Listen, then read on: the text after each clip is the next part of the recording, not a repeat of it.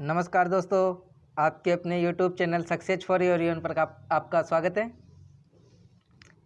मैं आपका दोस्त दीपक कुमार वर्मा आपके सामने जीके के कुछ प्रश्न लेके आया हूँ। जैसे कि आपको पता है जीके के हम प्रश्नल कर रहे हैं, जिसमें 10 प्रश्न देखते हैं, वो भी व्याख्या सहित। और देखते हैं आज का मोटिवेशनल कोटेशन के साथ वीडियो की शुरुआत करते हैं। जब तक आप खुद पे विश्वास नहीं करते तब तक आप भगवान पर विश्वास नहीं कर सकते। जी हाँ दोस्तों, जब तक आप अपने ऊपर खुद के ऊपर विश्वास नहीं करोगे तब तक आपको भगवान के ऊपर भी विश्वास नहीं कर सकते हो। आप कह दो कि भगवान मैं आपके कांड पे प्रसाद चढ़ा दूंगा, ये कर दूंगा और मुझे इस नौकरी दिला दो। नौकरी मिलने के बाद तो अपने आप ही सब काम हो जाएंगे। पहले आपको अपने ऊपर विश्वास रखना पड़ेगा और भगवान से कहना पड़ेगा कि भगवान मुझे अपने आप पर विश्वास है, लेकिन मुझे आपकी थोड़ी मदद भी चाहिए। यहाँ तक चलता है, लेकिन आप भगवान भरोसे ही रहो तो ऐसा नहीं होगा कुछ भी उससे। तो आइए वीडियो की शुरुआत करते हैं इसी मोटिवेशनल कोटेशन के साथ। आज का पहला प्रश्न, निम्नलिखित में से कौन सा युग्म सुमेलित नहीं है? संसाधन का प्रकार उदाहरण दिए हुए हैं अपने को। आर्टिकल 2012 में आया हुआ प्रश्न है। 4 संसाधन है और उदाहरण है, तो देखते हैं। तो देखो, सर्वव्यापक संसाधन की बात करें अगर, तो सर्वव्यापक संसाधन वे होते हैं जो सभी जगह पर पाए जाते हैं, जैसे कि वायु। जैव संसाधन वे होते हैं जो जीव से संबंधित होते हैं, जिनमें वनस्पति, मनुष्य, मछली, पशु संपदा ये चीज़ें आती हैं। तो ये हो गए जैव संसाधन। प्राकृतिक संसाधन की बात करें तो प्राकृतिक संसाधन में होते हैं जो प्रकृति से प्राप्त होते हैं, जैसे कि खनिज, जल, वायु, ये उतने प्राकृतिक संसाधन होते हैं। और नवीकरणीय और अनवीकरणीय संसाधन प्राकृतिक संसाधन के ही प्रकार माने जाते हैं। तो नवीकरणीय संसाधन तो वे होते हैं जो जिनका नवीकरण शीघ्रता से किया जा सके।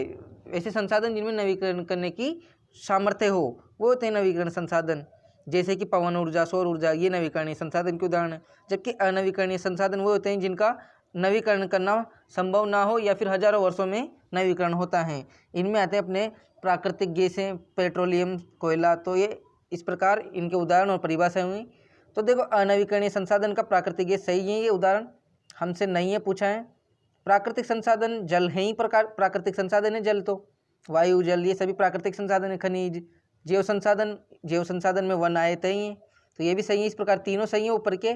लेकिन सर्वव्यापक संसाधन में तांबा नहीं आता है, तांबा होता है खनिज संसाधन में, जबकि सर्वव्यापक संसाधन में क्या आता है? वायु। तो इस प्रकार इसका उत्तर डी हो जाएगा। सेकंड क्वेश्चन पर देखते हैं। ये LDC 2018 में आया हुआ है।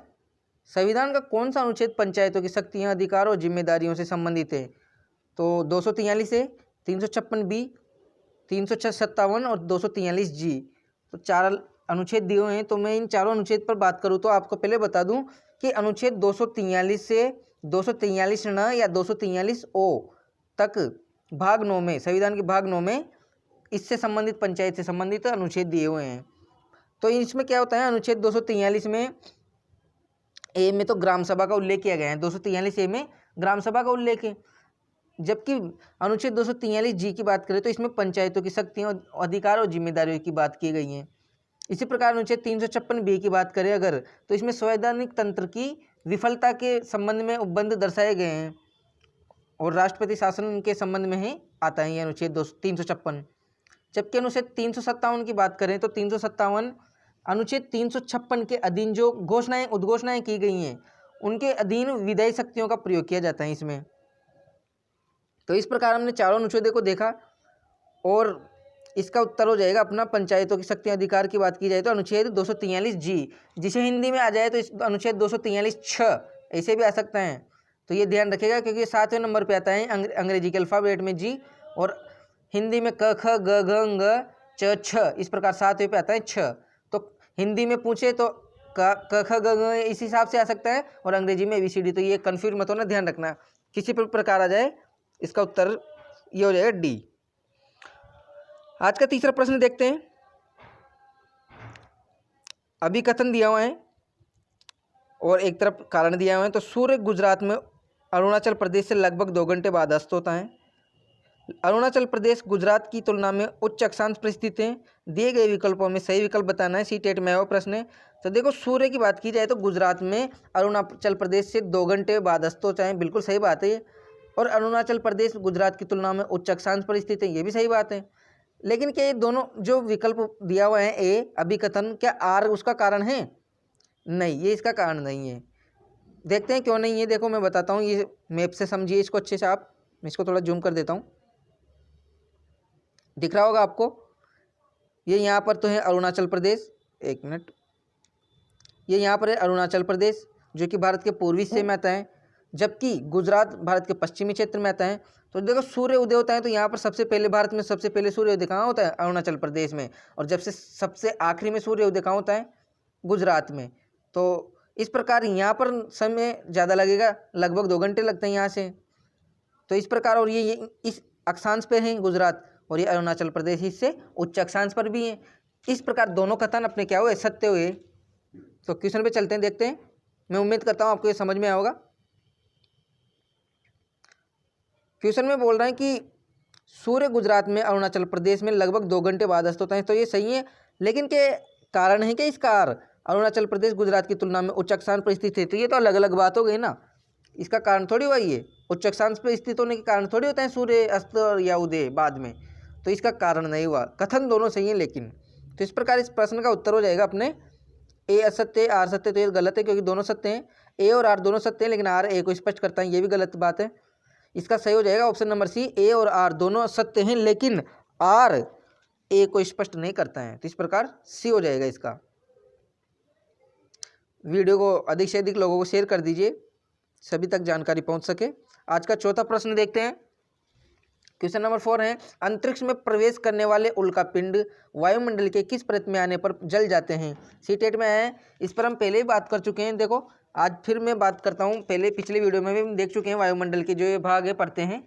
तो वायुमंडल की सबसे निचली परत होती हैं वो होती है क्षोभ मंडल, और ये एक महत्वपूर्ण परत होती है। इसमें मौसमी घटनाएं होती हैं, जैसे आंधी आना, तूफान आना, ये सब किस में होता है? क्षोभ मंडल में। 13 किलोमीटर तक इसकी ऊंचाई होती है और क्षोभ मंडल में सबसे ज़्यादा ऑक्सीजन मिलती हैं, ये भी ध्यान रखना। उसके बाद बात की जाए तो समताप मंडल होती है सेकंड परत वायुमंडल की, जो लगभग 50 किलोमीटर की ऊंचाई पर है। और वायुयान वगैरह जो एरोप्लेन वगैरह उड़ते हैं वो किस में उड़ते हैं? वो इसी में ही उड़ते हैं, समताप मंडल में ही। और ओजोन गैस समताप मंडल में ही पाई जाती है, जो सूर्य से आने वाली पराबैंगनी किरणों का अवशोषण करती हैं। जबकि इससे ऊपर की बात की जाए तो मध्य मंडल आता है, तीसरी परत। और मध्य मंडल में क्या होता है? 80 किलोमीटर तक की ऊंचाई पर होती है, और इसमें अंतरिक्ष से आने वाले उल्कापिंड इस परत में आकर जल जाते हैं, मध्य मंडल में। जबकि चौथी परत की बात करें तो वो होती है अपनी बाह्य वायुमंडल, जिसे आयन मंडल नाम से भी जाना जाता है, और ये 80 से 400 किलोमीटर की ऊंचाई पर स्थित होती है। और इसमें संचार की दृष्टि से ये परत बहुत अत्यधिक महत्वपूर्ण बन जाती है, बाह्य वायुमंडल। और बाह्य वायुमंडल की बात करें तो इसमें क्या होता है? रेडियो संचार तरंगे इसी परत में परिवर्तित होकर पुनः पृथ्वी पर लौटती हैं। तो ये भी ध्यान रखना इसका, ये भी आया हुआ प्रश्न है एग्जाम में। और आखिरी परत होती है वायुमंडल की बहिर्मंडल, जो कि इसमें क्या होता है? गैसें अत्यंत विरल होती हैं इसमें, और हीलियम और हाइड्रोजन गैसें भी यहीं पर पाई जाती हैं बहिर्मंडल में। तो इस प्रकार हमने सभी पर बात की। अपने प्रश्न के उत्तर की बात करें तो इसका प्रश्न का उत्तर हो जाएगा अपने अंतरिक्ष में प्रवेश करने वाले उल्कापिंड वायुमंडल में किस परत में आने पर जल जाते हैं? तो मध्य मंडल में आने पर जल जाते हैं, ऑप्शन नंबर ए।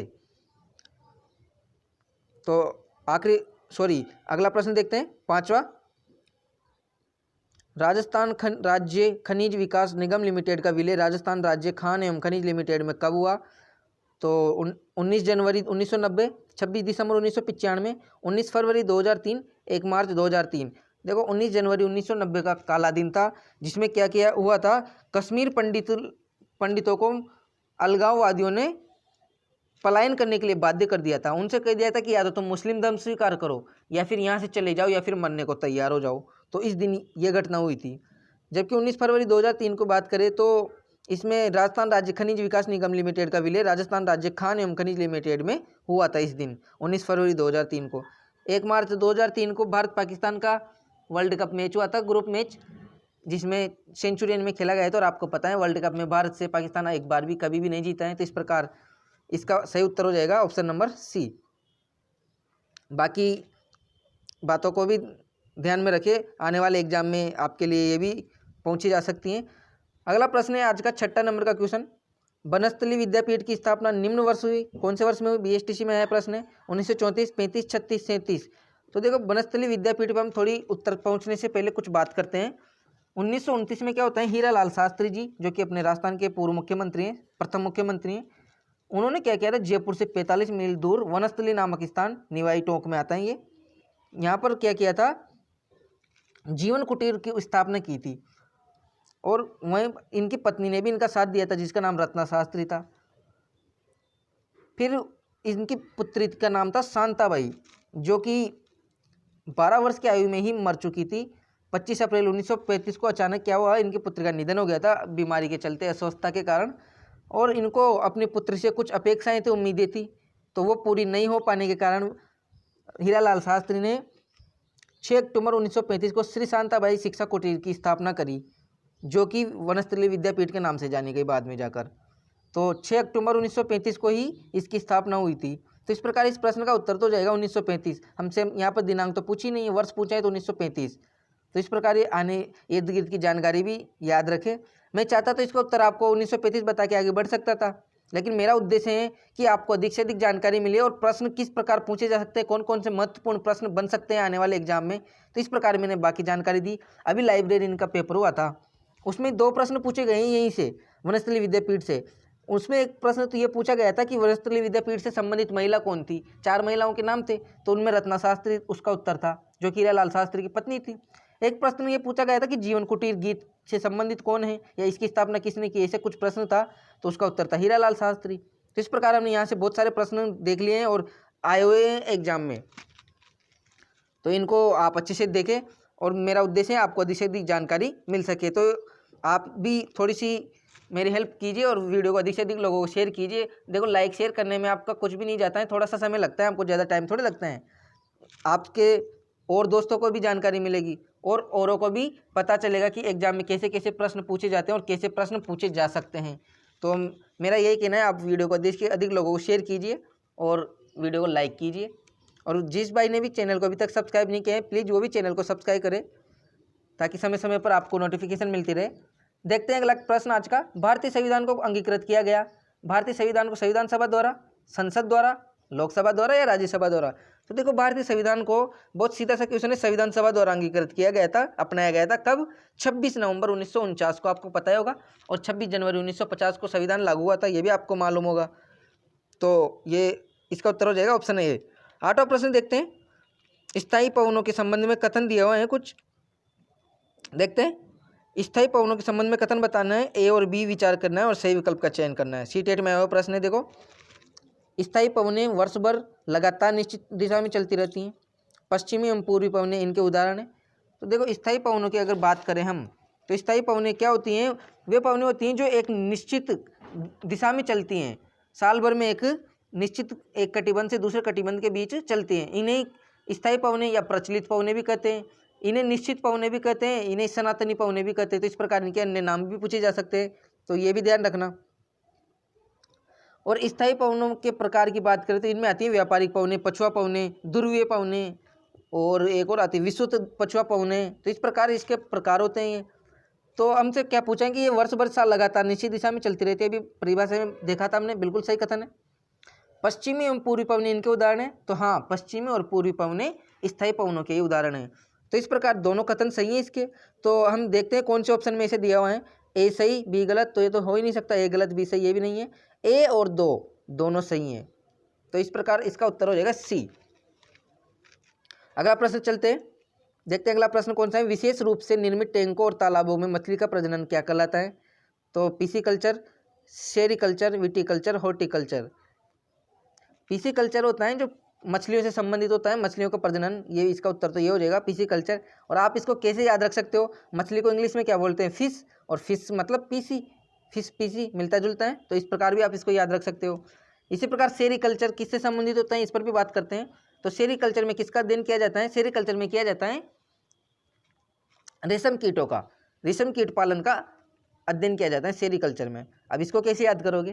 तो देखो, रेशम की क्या होती है? साड़ी, और साड़ी से सेरी, इस प्रकार भी आप इसको याद कर सकते हो। देखो, ये मेरी कुछ ट्रिक हैं, आपको अच्छी लगे तो लाइक करना है, इसको शेयर करना, मतलब अपने साथियों को भी, और बताना कि ट्रिक कैसी लगी आपको कमेंट बॉक्स में। विटिकल्चर की बात करें तो विटिकल्चर संबंधित होती है अंगूर के अध्ययन से, अंगूर के बारे में संबंधित है। अब इसको कैसे याद करोगे? अंगूर, अंग से अंगूर, अंग से अंगूठी, बोलते हैं ना, अंगूठी और अंगूर एक जैसा आता है लिखने में, बस र और ठ का अंतर है। तो अंगूठी को हम क्या बोलते हैं, बीटी भी तो बोलते हैं, तो बीटी से बीटी कल्चर, इस प्रकार भी आप याद रख सकते हो। अंगूर, अंग से अंगूर, अंग से अंगूठी, अंगूठी को बीटी बोलते हैं और बीटी से बीटी कल्चर, इसमें अंगूर का अध्ययन किया जाता है। तो इस प्रकार चीज़ों को रिलेट करके कैसे भी याद रख सकते हो आप, और यही होता है तरीका। देखो हर चीज़ को अपन पढ़े ऐसा थोड़ी वो हमारे दिमाग में छप जाती है, नहीं, कुछ चीज़ें ऐसी होती है पढ़ लेते याद हो जाती है लेकिन भूल जाते हैं, लेकिन उनको लंबे समय तक कैसे याद किया जाए, तो इस प्रकार याद किया जा सकता है रिलेट करके। हॉर्टिकल्चर की बात करें तो इसमें अनाज, पेड़ पौधों, फूलों का अध्ययन किया जाता है। तो इस प्रकार अपने इस प्रश्न का उत्तर हो जाएगा पिसिकल्चर, मछली का प्रजनन कहलाता है पिसिकल्चर। अगला प्रश्न देखते हैं, बालाकीला और चांद बावड़ी के संबंध में सही विकल्प है। ये भी एलडीसी में आया हुआ प्रश्न है, सॉरी बीएसटीसी में आया हुआ प्रश्न है ये। जालोर, बूंदी, सवाई माधोपुर, अलवर, अलवर दौसा, बारा भरतपुर। प्रश्न तो एक ही आया था, अलग अलग आए थे, दोनों प्रश्न आए थे, लेकिन मैंने एक में कर दिया इसको। देखो बालाकीला और चांद बावड़ी की बात करें तो इसका उत्तर तो रहेगा ऑप्शन नंबर सी, अलवर में है बालाकीला और चांद बावड़ी अभानेरी दौसा की, जो कि फेमस बावड़ी आप जानते होंगे। तो इसका उत्तर तो ऑप्शन नंबर सी हो जाएगा। हम बाकी पर भी बात करें तो जालोर में जालोर का किला है और बूंदी में रानी जी की बावड़ी फेमस है, और बूंदी को तो बावड़ियों का शहर कहा जाता है, आपको पता होगा। बूंदी में रानी जी की बावड़ी हैं, धाबाइयों की बावड़ी हैं, बूंदी में और भी कई बावड़ियाँ हैं, भिश्तियों की बावड़ी हैं। तो इस प्रकार बूंदियों को तो बावड़ियों का शहर कहा जाता है। सवाई माधोपुर की बात करें तो सवाई माधोपुर में रणथंभौर का किला है, आपको पता ही होगा। और अलवर में बावड़ी कौन सी है, तो अलवर में है निमराना की कोई बावड़ी है अलवर में, तो इस प्रकार ये भी ध्यान रखें। बाकी तथ्य भी, बारा में शेरगढ़ का किला है और भरतपुर में कोई विशेष बावड़ियाँ हैं ही नहीं। अब मैं आपको बता दूं, जो पीछे लिखा हुआ है उसको बावड़ी बता रहा हूँ, बावड़ी की बात कर रहा हूँ, और जो आगे लिखा हुआ है इसके दुर्ग या किले की बात कर रहा हूँ। क्यों? क्योंकि प्रश्न में अपने से किला पहले पूछा है और बावड़ी बाद में। इस प्रकार चीज़ों को ये भी ध्यान रखें, प्रश्न में कौन सी चीज़ कहाँ पूछी गई है, इसका भी बहुत महत्व होता है। इसलिए मैंने सवाई माधोपुर की कोई बावड़ी नहीं बताई और किला ही बताया, क्योंकि किला पहले है। तो इस प्रकार हमने 10 प्रश्न देखे। आपको प्रश्न कैसे लगे कमेंट बॉक्स में कमेंट करके ज़रूर बताइए, और अपने सभी साथियों तक इस वीडियो को पहुंचाइए। मैं आशा करता हूं आप ज़रूर पहुंचाओगे, वीडियो को शेयर करोगे और लाइक करोगे। अब देखते हैं अपन पिछले वीडियो के 10 प्रश्न जिनका रिवीजन करते हैं आज। जैसे कि आपको पता ही है, हम पिछले वीडियो के प्रश्नों को भी रिवीजन करते रूप में पढ़ते हैं। कल का प्रश्न था, क्षेत्रफल के आधार पर विश्व का सबसे बड़ा और सबसे छोटा महाद्वीप बताना था, तो मैं बता चुका था। एशिया सबसे बड़ा महाद्वीप और ऑस्ट्रेलिया सबसे छोटा महाद्वीप। और जनसंख्या के आधार पर भी दोनों यही हैं, एशिया सबसे बड़ा, ऑस्ट्रेलिया सबसे छोटा। अगला प्रश्न था, दिए गए लक्षणों 1 और 2 के आधार पर ऊर्जा स्रोत की पहचान करनी थी। तो ये किसके बारे में ये लक्षण दिए गए थे? परंपरागत ऊर्जा का स्रोत है, और ये ऊर्जा स्रोत तब निर्मुक्त होती हैं जब अपरिष्कृत तेल को धरातल पर लाया जाता है। तो ये प्राकृतिक गैस के बारे में था।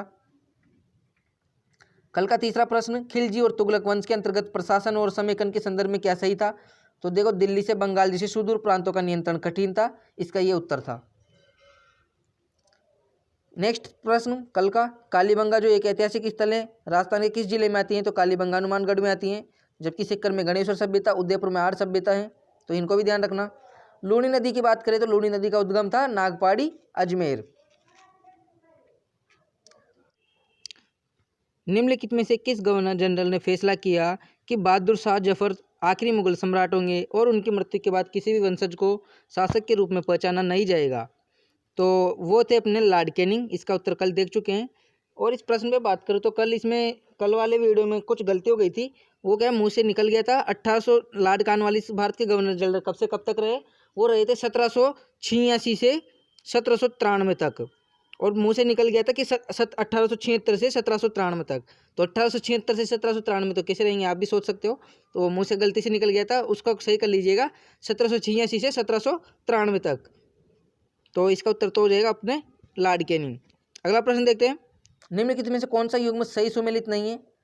उद्योग और स्थान दिए हुए हैं। तो देखो, हिंदुस्तान मशीन टूल्स अजमेर में ही था, बॉल बियरिंग ये जयपुर में था, सीमेंट मोड़क में था, और विद्युत मीटर भी जयपुर में है। तो इस प्रकार इसका उत्तर हो जाएगा option number B, ball bearing Jaipur में होना चाहिए था।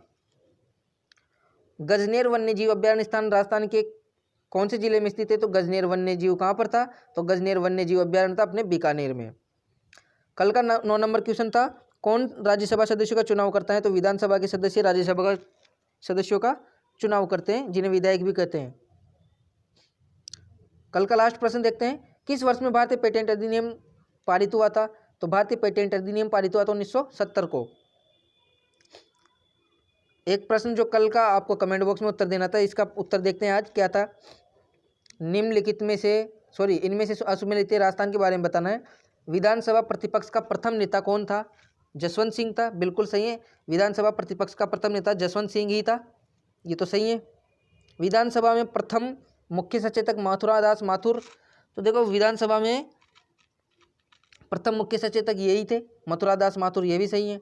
प्रथम पुलिस महानिदेशक रघुनाथ सिंह, ये भी बिल्कुल सही है, प्रथम पुलिस महानिदेशक रघुनाथ सिंह। जबकि राज्यसभा में मनोनीत प्रथम राजस्थानी की बात की जाए तो वो सर एस के घोष नहीं थे। कौन थे राज्यसभा में मनोनीत प्रथम राजस्थानी?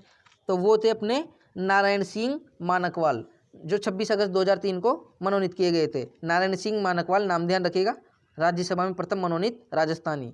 जबकि इनकी बात की जाए सर एस के घोष, ये कौन थे? तो सर एस के घोष राजस्थान की जो आरपीसी है ना, उसके प्रथम अध्यक्ष थे, राजस्थान लोक सेवा आयोग के प्रथम अध्यक्ष सर एस के घोष। इस प्रकार बाकी को भी ध्यान रखना। ये प्रश्न है जिसका उत्तर आपको कमेंट बॉक्स में देना है। निम्नलिखित में से कौन सा असुमेलित है? देखो, मैं इस प्रकार आपको प्रथम वाले लेके आ रहा हूँ। अभी जब ये हो जाएंगे तो फिर कुछ और लाऊंगा। इसी प्रकार क्या होगा, अपने को बहुत सी चीज़ें याद हो जाएगी। एक एक प्रश्न के माध्यम से कितनी जानकारी, 4 क्वेश्चन रोजाना देख रहे हैं हम। तो आज का प्रश्न है, मानवाधिकार आयोग के प्रथम अध्यक्ष कांता भटनागर थे क्या? राजस्थान हाई कोर्ट के प्रथम के न्यायाधीश कमलकांत वर्मा। राज्य वित्त आयोग के प्रथम अध्यक्ष टी बनर्जी। राजस्थान महिला आयोग के प्रथम अध्यक्ष कांता कचूरिया। तो देखो, ये चारों में से कौन सा असुमेलित है ये बताना है, बाकी 3 सुमेलित हैं इसमें। मैं उम्मीद करता हूँ आपको वीडियो अच्छा लगा होगा। तो आज के यही प्रश्न थे, मिलते हैं नेक्स्ट वीडियो में। तब तक के लिए आप चैनल पर बने रहिए। एक वीडियो आपको पता है हिंदी का आता है, एक वीडियो जीके का आता है, तो ये श्रृंखला चल रही है, आप देखते रहिए। संधि, जिसने भी नहीं देखी संधि की वीडियो, वो भी जाकर देखे। वीडियो को लाइक कीजिए, शेयर कीजिए, चैनल को सब्सक्राइब कीजिए, बेल आइकन को प्रेस कीजिए ताकि आने वाली वीडियो की नोटिफिकेशन मिलती रहे। Thank you.